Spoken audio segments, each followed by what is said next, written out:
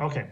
The court would note that the sentencing is scheduled for Monday in this case, and ahead of sentencing, the court's received requests through certain people to offer victim impact statements as permitted by Idaho Code Section 195306, the Victims' Rights Statute, as well as the Idaho Constitution, Article 1, Section 22.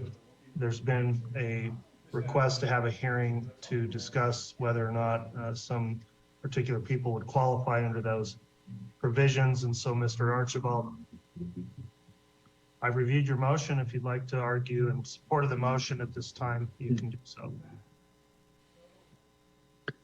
Thank you, Your Honor. As the motion indicates, a person by the name of Vicki Hoban, I don't know if I'm saying that right, but she has petitioned the court to be considered a victim as she is Tammy Daybell's aunt. I think the court initially denied that, not knowing who she was, and then reconsidered and granted it. I think the court granted it partly because we didn't know who on behalf of Tammy Daybell would speak. Now that the pre-sentence report has been received, we find that Tammy Daybell's sister, Samantha Gwilliam, has submitted a statement, and Tammy Daybell's father, Ron Douglas, has submitted a statement. In Ron Douglas's statement, he specifically says that he's writing on behalf of myself and my now deceased wife. So Tammy Daybell's mother passed away after Tammy did. And so Vicki Hoban wants to take the place of Tammy's mother by claiming to be a victim and wanting to be heard by the court as a victim. I don't think the law allows that. I think the law specifically excludes aunt. And so if Tammy Daybell had no one speaking on her family's behalf, that I think the court's current order would be appropriate.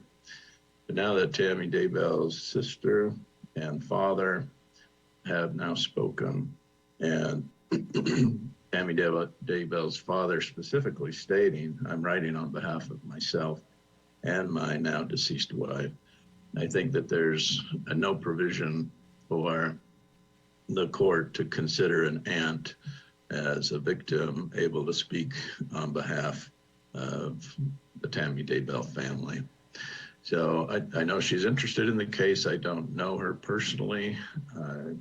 I don't have anything against her. I'm merely asserting the law, and the law, I believe, does not allow this.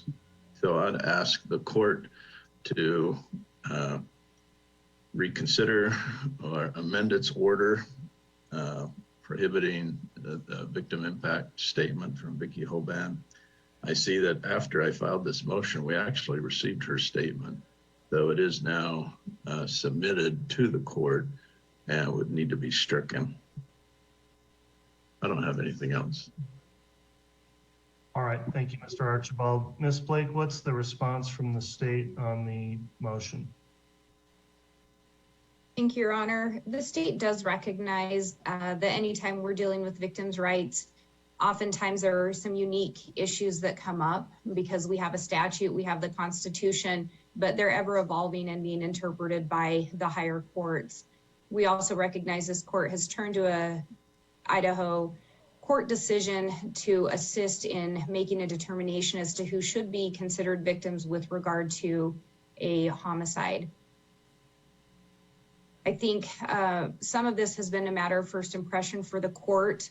There are several victims that had wanted to make a victim impact statement, and I think the court went through an analysis in determining who would be able to and who wouldn't be able to. So the state recognizes that there are some individuals that would consider themselves victims that have not been allowed to make a statement. I think there are a lot of interested parties in this case, a lot of individuals that have suffered some form of harm in whatever form that may be from the acts that occurred in this case. With regard to this particular motion, I think the state is really without a legal basis to make any kind of an objection or argument one way or the other. So on this issue, we will simply leave it to the court's discretion while we recognize that this is a somewhat a matter of first impression to at least some degree. We'll leave it to the court's discretion for that determination. All right, so to clarify, Ms. Blake, you're not stipulating to me granting the motion, is that correct? You're just arguing that you don't believe you have grounds to object to it, or I guess I do want to further kind of pin you down on the state's position here, whether it's a stipulation that the motion should be granted or just simply leaving to the court's discretion and let me sort it out. Yes, Your Honor, the state would not be stipulating. I think we're in that unique situation where the state does not technically represent the victims in the case any more so than as part of the general public for our representation. So we're always in a little bit of a precarious situation when it does come to victims' rights and what positions the state can take, what arguments we can make. But as far as the motion brought by Mr. Archibald, I don't think there's a legal basis for the state to make any kind of an objection. So we're not stipulating to it, we're simply leaving it in the court's discretion. All right, I appreciate your argument then. Mr. Archibald, would you like to offer any rebuttal argument? No, Your Honor. All right. I've been researching the issue, obviously, for some time in this case since it came up. The court, as it notes, is constrained in some ways through the Idaho case law, as well as the Article 1, Section 22 of the Idaho Constitution and the Victims' Rights Statute under Idaho Code 5306. And in this case, the court received a request initially, I believe coming through, not necessarily from the state, but through the prosecutor's office of a individual indicating they wish to make an impact statement, Vicki Hoban. And the court went through an analysis and entered an order allowing for her to give a statement. The court initially was under the impression that there were not going to be any statements made on behalf of the deceased victim in this case, Tammy Daybell. And at this point, there are apparently family members that qualify, including her sister, Samantha Williams, and her father, Ron Douglas, who will make statements. So then the question becomes whether or not that changes the rationale or whether the court would permit or allow Vicki Hoban to make an impact statement. As an initial point, I would indicate that by making these rulings and determinations, the court has never tried to minimize or not understand how far-reaching the impact can be in a murder case for family members, friends, associates, others that knew victims of this particular crime. Idaho does, however, have limitations on who's permitted the rights under the Victim Rights Statute and the Constitution because they essentially get some privileges that wouldn't otherwise be afforded to normal people without those privileges, such as being able to make a statement without being required to be placed under oath or cross-examined on the statement. The court would note there's a policy behind allowing victims to be heard. One case that the court considered is a case called State versus Leon, 142 Idaho 705. And the issue is a little bit different there, talking about whether or not a DVD or video presentation was permissible as part of a victim impact statement. And really the focus in that case was on what it means to be heard. Under Idaho Code 195306E, the court, the victim statute does indicate the term heard, that a victim has a right to be heard. So I'll note that this is just by analogy, but some of the language in that talks about, in that case, the discretion the victim's right to be heard conforms with the discretion traditionally afforded a trial court to consider a wide range of information at sentencing. Says it's fundamental that a sentencing court may properly conduct an inquiry broad in scope, largely unlimited, either as to the kind of information it may consider or the source from which it may come. And that cites a case, Payne versus Tennessee, and also Mattson 123 Idaho 625. This is the state Leon case. Further goes on to state the sentencing judge is presumably able to ascertain the relevancy and reliability of the broad range of information and material which may be presented to it during the sentencing process, and to disregard the irrelevant and unreliable. And the information conveyed by a victim exercising his or her right to be heard serves this purpose by relating the victim's personal characteristics and the impact of the murder on the victim's family. And that cites again to the State versus Payne case. And then finally, victim impact information gives the court knowledge that is helpful for determining the proper punishment and prevents relegation of the victim to the status of a, quote, baseless stranger. So there's certainly a policy that applies towards letting those that would be designated as victims to make impact statements. The technical issue here is who qualifies and who is allowed to be a victim pursuant to the statute in this case. Under Idaho Code 1953-06E3, that indicates that the court may designate a representative from the immediate family to exercise these rights on behalf of a deceased, incapacitated, or minor victim. In this case, the court has already made a ruling that Vicki Hoban is not technically a victim. What she would be pursuant to the court's order was a designated representative under Idaho Code 1953-06E, and the designated representative of Tammy Daybell's now deceased mother. When I look at the language of the statute and the case law, what I don't find is any limiting language stating that this designation of a representative can only apply if there's an absence of anyone else to make a statement.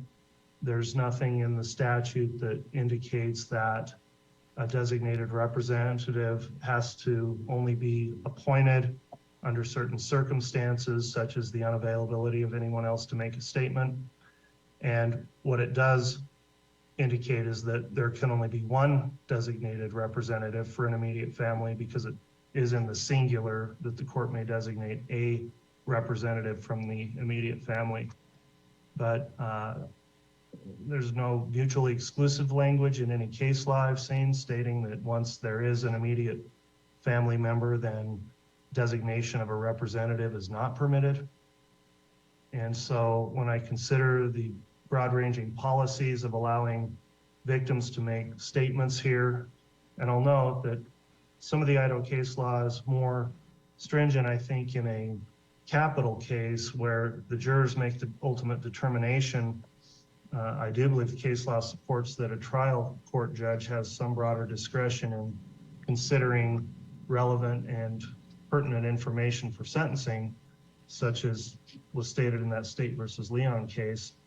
So without finding any case law or statutory language that makes the appointment of a designated representative mutually exclusive, and I do think this is probably a case of first impression in Idaho, I am going to deny the motion and allow that Vicki Hoban's statement may be considered as a victim impact statement. Not that she's the victim, but she is the designated appointed representative of Tammy Daybell's mother, who is now deceased. And so in the absence of any other authority that's been cited to the court or any statutory language, I don't believe it's error to permit that statement to be made. I will, however, leave it up to the discretion, of course, of the prosecution as to whether or not you think she should make any further comment or statement at the sentencing hearing, or whether the court would consider the addendum to the PSI, which was submitted as a written statement, which I do consider to be permissible given this analysis. So the ruling is I am going to deny the motion and will permit her as a designated representative to provide a statement in support of sentencing. That'll be the ruling then on the motion. Unless there's any questions from council, I think that will conclude the matters we needed to argue this morning. Mr. Archibald, anything further from the defense then this morning? No. All right, does the state have anything further to bring up, Ms. Blake? Your Honor, maybe just for clarification, the court had indicated something would be up to the state with regard to additional statements. Yeah, in other words, I don't know if she's going to make an in-person statement during sentencing or not. And that's just up to the state to advise her based on my ruling as to whether or not, I don't even know if she intends to do that. Okay, thank you, Your Honor. And I don't know, we can get an answer for the court of what her intention is. All right, counsel, one last thing while we're on the line then here. We do have sentencing scheduled for Monday.